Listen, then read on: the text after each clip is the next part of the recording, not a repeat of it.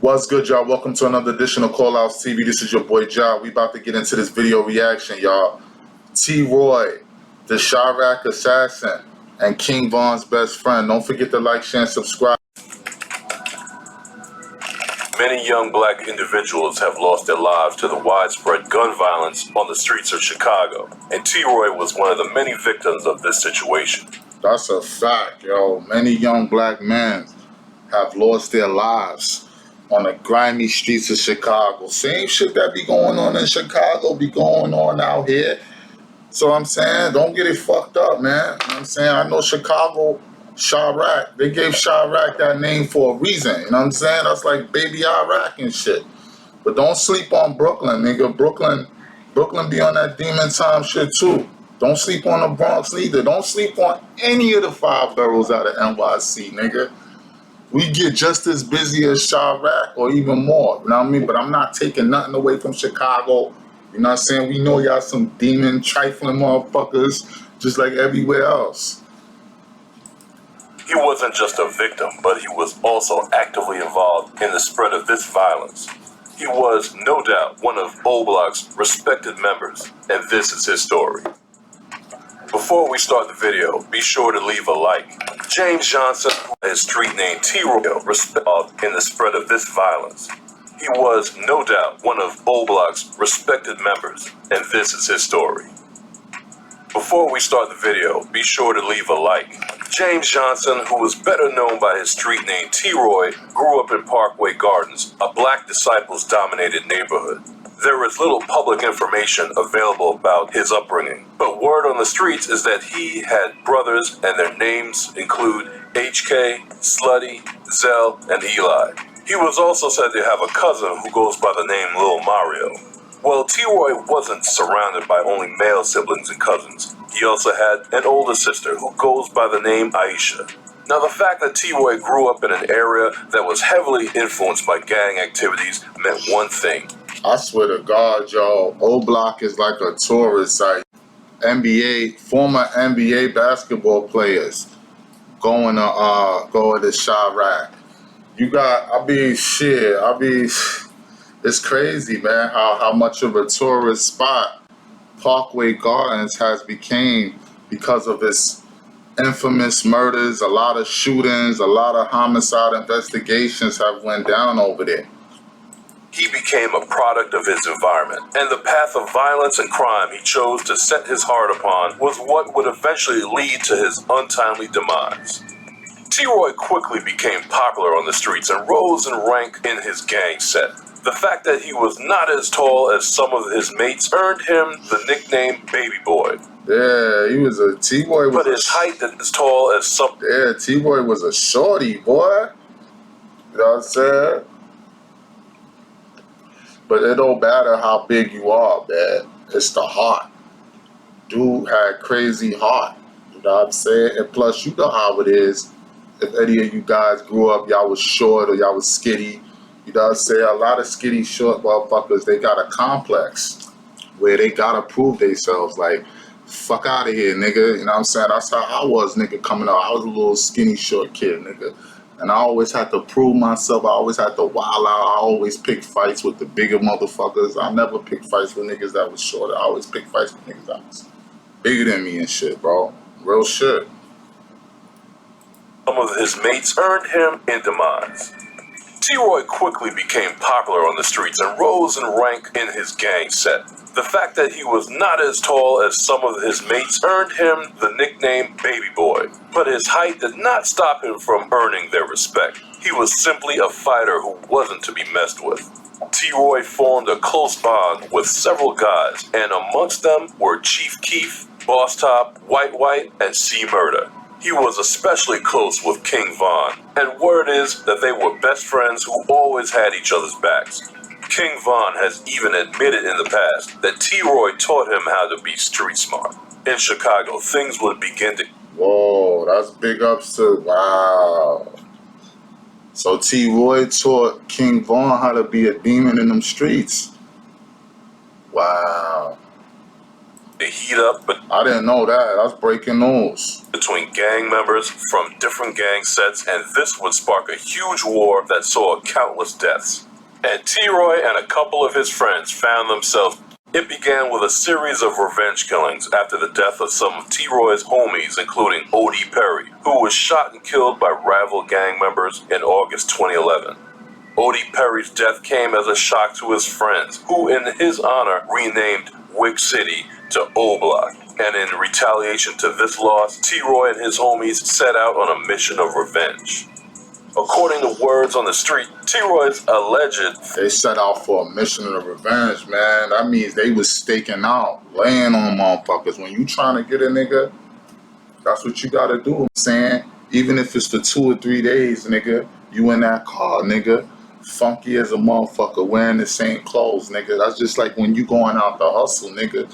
Niggas be wearing the same clothes for like 2 weeks in a row, nigga. 2-3 weeks in a row, maybe a month, nigga, straight, nigga, until you get them packs off. First body was a guy from STL EBT, known as Marlon Monroe, aka Lil Doc. This occurred in April 2012, just a few months after the death of O.D. Perry. Marlon, who was only 21 at the time of his death, had been in the Woodlawn neighborhood helping his aunt paint her building. After he was done, he got thirsty and decided to walk down the block to a convenience store. But he never made it to the store because a gunman who was allegedly T-Roy sprayed him with bullets, hitting him. Marlon's body would remain undiscovered for hours because he had stumbled and fallen into a patch of tall grass in an empty lot after getting hit with the bullets. Damn, he died a horrible death. Yeah, he died of bushes, boy. He was sprayed up with bullets. I don't know how many bullets hit him, but damn, that's a horrible way to go out, man.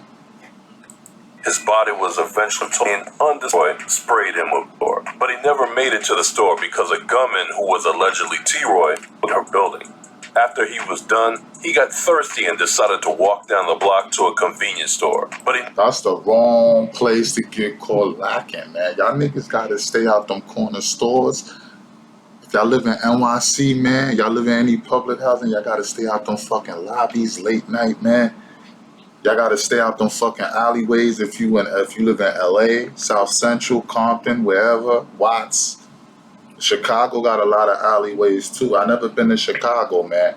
But from looking at documentaries, Chicago got a lot of dark alleys at night, man.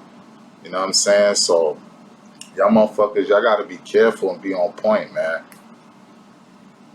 Never made it to the store because a gunman who was allegedly T-Roy sprayed him with... They said he never made it to the store, bro. bullets, hitting him.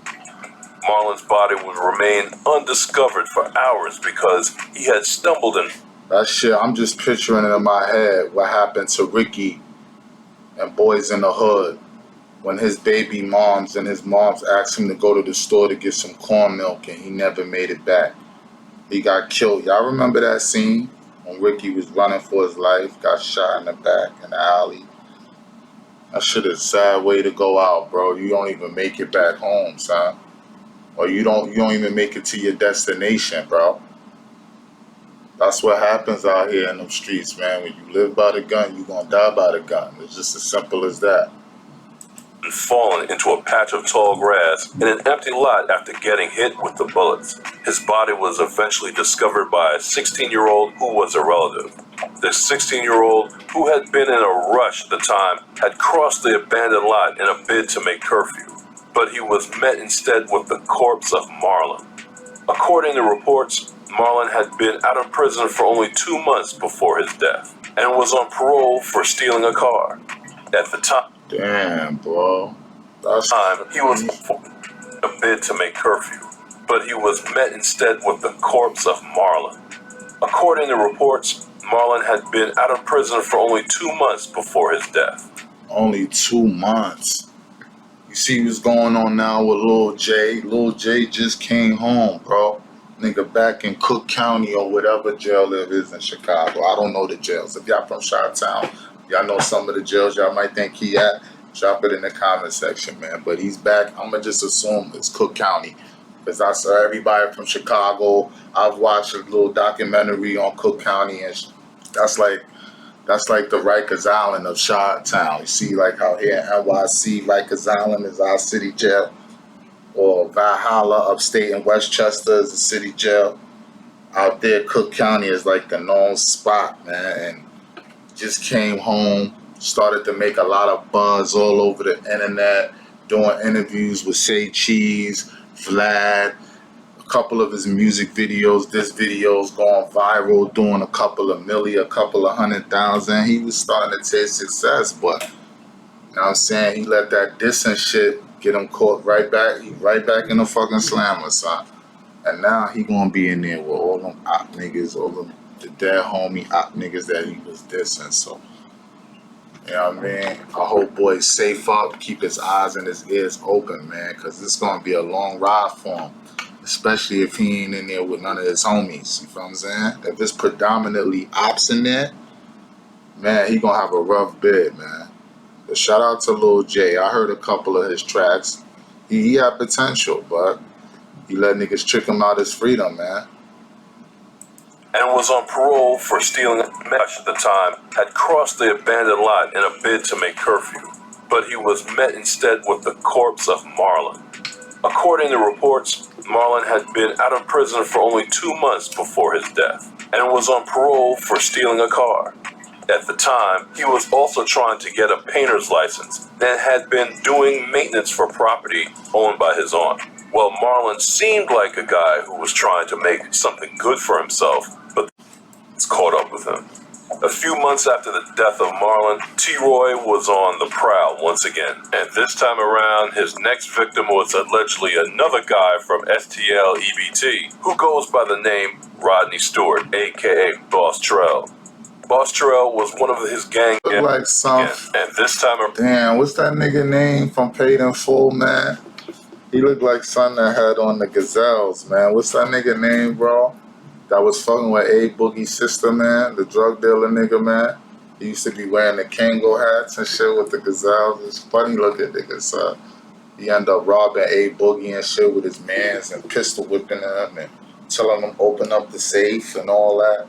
What's that nigga name, man? If y'all know his name, drop it in the comment section. But this is who he looked like when they showed the picture around of him his with the glasses on. next victim was allegedly another guy from STL EBT, who goes by the name Rodney Stewart, He don't look like that nigga. What's that? Calvin. And that nigga look like Calvin right there, bro. aka Boss Terrell. Boss Terrell was one of his gang's biggest shooters and was said to be a savage on the street. To his homies, Boss Terrell was well respected and was given the nickname Max Payne, but to his family, he was an easygoing and respectable young man. He was putting in pain. He was putting in so much pain on the streets that his homies called him. They called him Max Payne, bro. Wow. Early hours of the morning of November 8th, 2012, 17-year-old Boss Terrell was found critically injured in an alley in the 2600 block of West 83rd Street. He had been shot in the head and was immediately rushed to the Advocate Christ Medical Center in Oak Lawn, Chicago. Sadly, his injuries were too fatal and he died later that same day. Now, after his death, it was revealed that Boss Rest up to that man, yo. I don't know you, but my condolences go out to your family, man. Terrell had been planning to move out of Chicago to Iowa, where he would live with 2 friends. He was so close to making it out of Chicago because he had bought a ticket for a bus that was leaving the city on November 10th, 2012. This was just 2 days after he was shot and killed. A year before Boss Terrell died, his grandma remembered that he had told her that he was in trouble because he had a lot of enemies who were after his life. But at the time, she did not take him seriously. Now, as for what he was doing in the alley where he was found with a gunshot wound, there are words that he had been trying to meet up with a lady, but he instead met with death.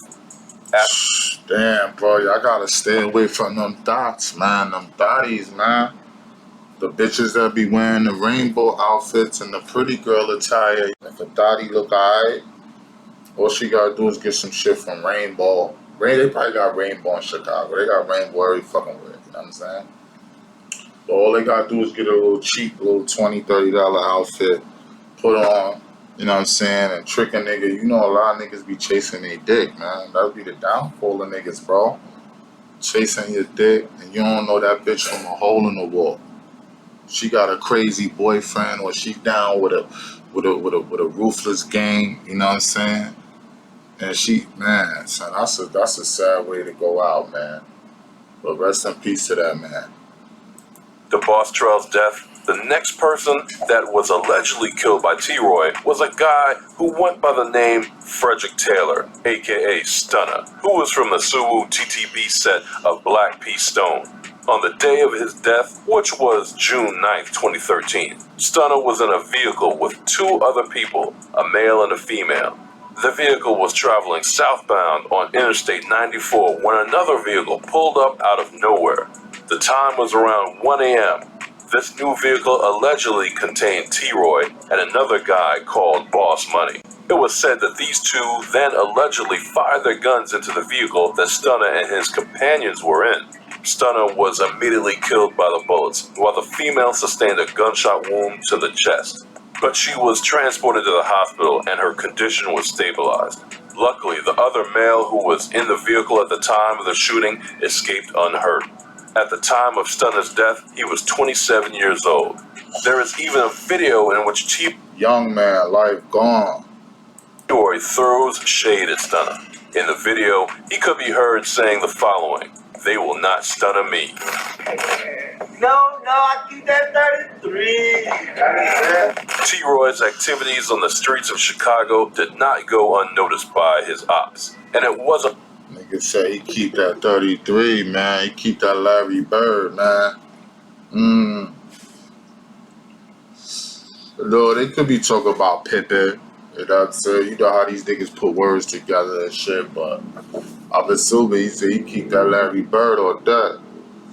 Long before he got on this hit list, T-Roy himself would be hit with a tragedy, and this would come in the form of the death of a close homie who went by the name Jerome Wood, aka J Money.